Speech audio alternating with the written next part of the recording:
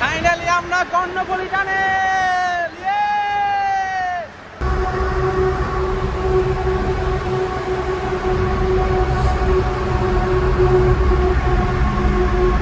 নদীর তলদেশে সুড়ঙ্গ এক পথ, যেই পথ একদিক দিয়ে প্রবেশ করে নদীর নিচ দিয়েই আরেক দিক দিয়ে বের হয়েছে। এই সুড়ঙ্গ রাস্তার উপরেই কর্ণফুলী নদী দিয়ে চলাচল করে ছোট বড় বিভিন্ন ধরনের জাহাজ। চট্টগ্রামের পতেঙ্গা সমুদ্র সৈকতের কোল ঘেঁষে নির্মিত এই মেগা প্রকল্প কর্ণফুলী টানেল আমাকে বিমোহিত করে তোলে।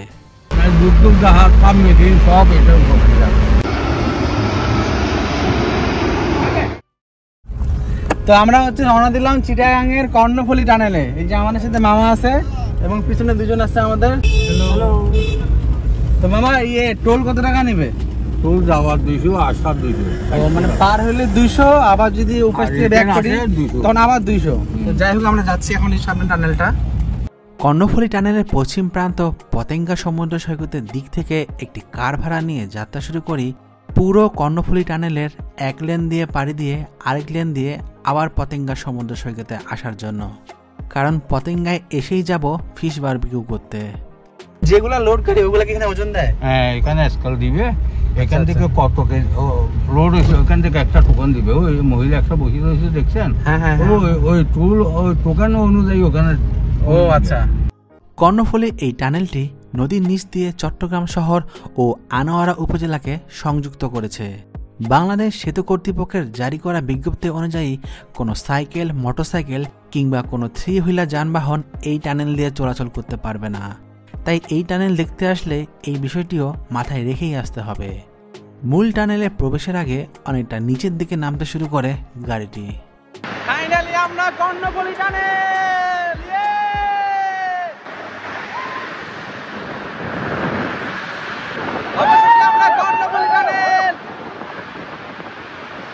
মূল টানেলের ভিতরে প্রবেশ করতেই এক অন্যরকম অনুভূতি কাজ করে আমাদের সাথে। ভেসে আসে টানেলের ভিতরে ভেন্টিলেশন সিস্টেমের জন্য মেশিনের শব্দ। টানেলের ভিতরে বিশুদ্ধ বাতাস প্রবাহের জন্য ভেন্টিলেশন ফ্যান ব্যবহার করা হয়। এটার উপর দেখি পানি জাহাজ সব চলতেছে। হ্যাঁ, এটার উপর দিয়ে জাহাজ পানি সব যাচ্ছে। জাহাজ সব মেশিন সব এটার উপর যাচ্ছে। বিদেশ থেকে মালামাল নিয়ে আসে না বড় বড় জাহাজ। টানেলের ভিতরের এই ভিডিও দেখে অনেকে কল্পনাই করতে পারবে না যে এর উপর দিয়ে চলাচল করে অনেক বড় বড় বাণিজ্যিক জাহাজ থেকে শুরু করে বিভিন্ন ধরনের নৌযান। এর উপরটাই মূলত সাগরের সাথে কর্ণফুলী নদীর সংযোগ পথ। প্রায় 3.32 কিলোমিটার দৈর্ঘ্যের এই কর্ণফুলী টানেলের ভিতরে পর্যাপ্ত পরিমাণ অক্সিজেন সরবরাহের জন্য প্রতিনিয়ত চলতে থাকে ভেন্টিলেশন ফ্যানগুলো। এই ফ্যানগুলো টানেলের 2 প্রান্ত থেকে বাতাস টেনে নেয় এবং ভেতরে ঠেলে দেয়, যেন ভেতরের বাতাস সবসময় পরিষ্কার ও অক্সিজেন সমৃদ্ধ থাকে। এছাড়াও গাড়ির ইঞ্জিন থেকে যে কার্বন মনোক্সাইড বা ধোঁয়া বের হয় তা যাতে জমে না থাকে সেজন্য বায়ু নিষ্কাশন ফ্যান দিয়ে সেগুলো বের করে দেওয়া হয়। এখন টানেল থেকে বেরিয়ে যাব।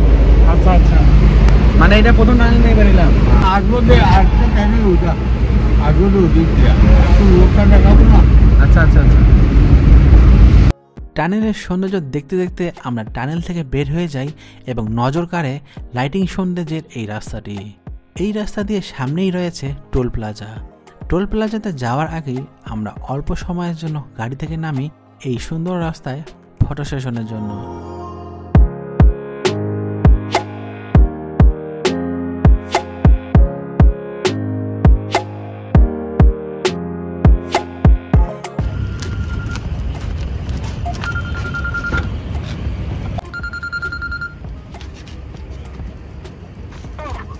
হ্যালো, আসসালামু আলাইকুম। ঠিক আছে, ঘুরান।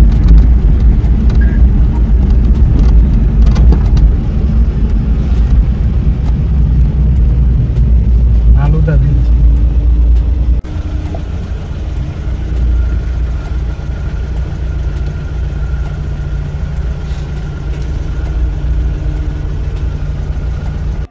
200 টাকার টোল ফি দিয়ে আমরা পতেঙ্গা প্রান্ত থেকে আনোয়ারা প্রান্তের জন্য এই কারে পার হই।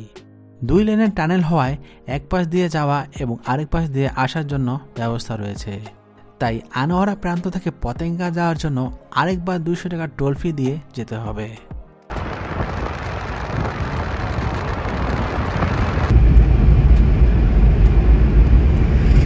এই রাস্তাটা যায় কোথায় যায় মিলিত হয়েছে, কোন রাস্তার সাথে? এটা একদম কক্সবাজার।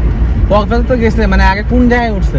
এটা আনোয়ারাতে উঠছে, আনোয়ারা থেকে চন্দ্রনাথ যাবে, চন্দ্রনাথ থেকে কক্সবাজার। চন্দ্রনাথ? হ্যাঁ চন্দ্রনাথ, ওই বিএনপির নেতা কর্নেল অলির এলাকা আছে। আচ্ছা আচ্ছা। আপনারা এখানে চা খাইবেন? হ্যাঁ হ্যাঁ, ওখানে চা আছে, পেঁয়াজও আছে, গরম গরম পেঁয়াজও বানাই যাচ্ছে, এত মজা। আনোয়ারা প্রান্তের দিকে এসে আমরা গাড়ি থেকে নেমে চা খাই এবং আবারও রওনা দেই পতেঙ্গা সমুদ্র সৈকতে যাওয়ার জন্য। কর্ণফুলীর এই টানেলের মাধ্যমেও ঢাকা চট্টগ্রাম কক্সবাজার মহাসড়ক যুক্ত হয়। তাই যারা চট্টগ্রাম শহরের যানজটকে উপেক্ষা করে কম সময়ে পাড়ি দিতে চায় কর্ণফুলী নদী, তারা এই পথ ধরে যায় কক্সবাজার কিংবা ঢাকার উদ্দেশ্যে।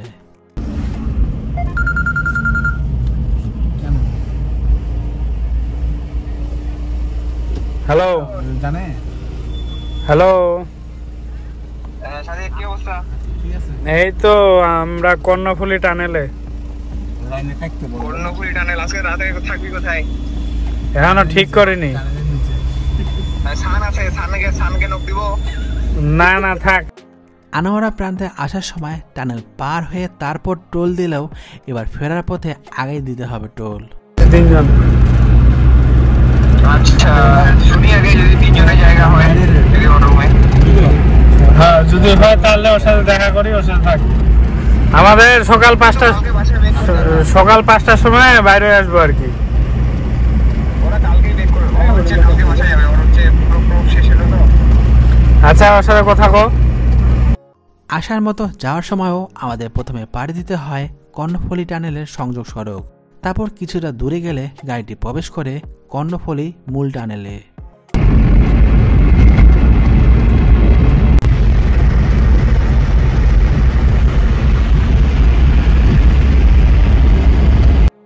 দুই লেনের দুই টানেলই একই ডিজাইনে নির্মাণ করা হয়েছে। মূলত বোরিং মেশিন দিয়ে টানেলের পথ তৈরি করা হয়।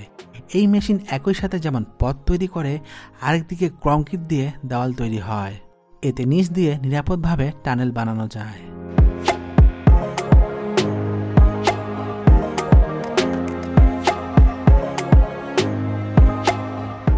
এই সুড়ঙ্গ রাস্তাটি নদীর দুই তীরের অঞ্চলকে যুক্ত করেছে। এটি বাংলাদেশের প্রথম সুড়ঙ্গ পথ এবং দক্ষিণ এশিয়ার নদী তলদেশের প্রথম সুড়ঙ্গ পথ।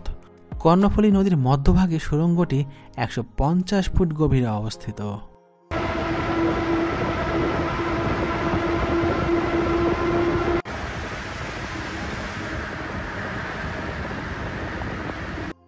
অনেকের মনে হয়তো প্রশ্ন আসে, এখানে এত ব্যয়বহুল টানেল না বানিয়ে ব্রিজ করলে কি হতো?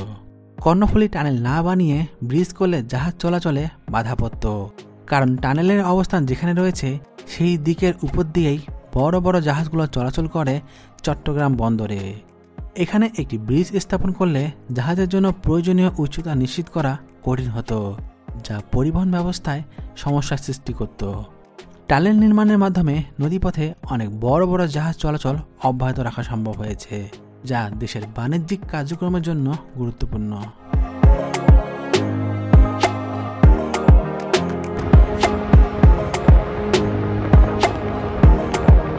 টানেলে এভাবে ঘোরার জন্য পতেঙ্গার প্রান্তে প্রতিনিয়তই ভাড়া পাওয়া যায় এরকম কার কিংবা মাইক্রো। কর্ণফুলী টানেলের এই প্রান্ত থেকে শুরু করে ঘুরে আবার এই প্রান্তে আসার জন্য ড্রাইভার সাহেবকে দিতে হয় 800 টাকা, যার মধ্যে টোল চার্জও অন্তর্ভুক্ত। পতেঙ্গা বিচের দিকে এসে আমরা কার থেকে নেমে ভাড়া দিয়ে যাই সাগর পাড়ে। এখানে সাগর পাড়ে খুব কাছ থেকে দেখা যায় বিমান অবতরণের দৃশ্য, কারণ কাছেই রয়েছে চট্টগ্রামের শাহ আমানত আন্তর্জাতিক বিমানবন্দর।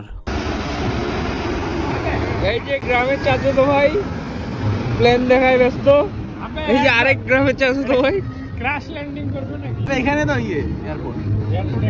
সাগরের গর্জন শোনার সাথে রাতের খাবারের ফিল নেওয়ার জন্য আমরা পাশের এক দোকানে যাই ফিশ বারবিকিউ খাওয়ার জন্য। আমাদের পছন্দ করা মাছই তারা আমাদের সামনেই কেটে ধুয়ে পরিষ্কার করে তারপর বানিয়ে দেবে ফিশ বারবিকিউ। মাছের গায়ে লেবু, ঝাল, মশলা, এক কথায় অসাধারণ।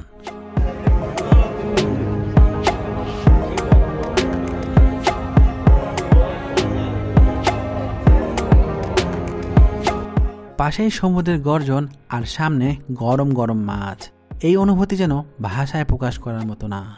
পরোটা দিয়ে খুব মজা করে একটি আস্ত মাছের বারবিকিউ খেয়ে ফেলি আমরা। সাথে ছিল পাশের এক কসমেটিক্স দোকানদার মামা। পতেঙ্গায় তার সাথে পরিচয় হওয়ার পর তাকে সাথে ডেকে নিয়েই আমরা উপভোগ করি এই মুহূর্ত।